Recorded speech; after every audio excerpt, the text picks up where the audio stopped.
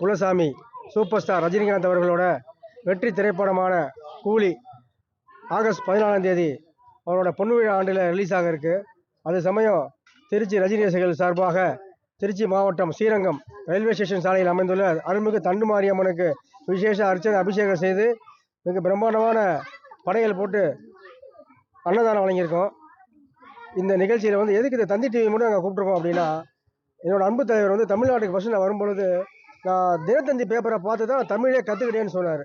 அதனால தான் எங்கள் மனசில் முதல்ல உதிச்சதே தந்தி டிவி தான். அதனால தந்தி டிவி மட்டும் கூப்பிட்டு நாங்கள் அந்த பேட்டியை கொடுக்குறோம்.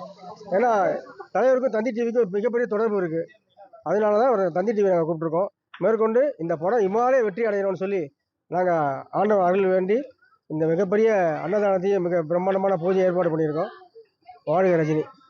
மாவட்ட துணை செயலர் ராயல் ராஜு, திருச்சி.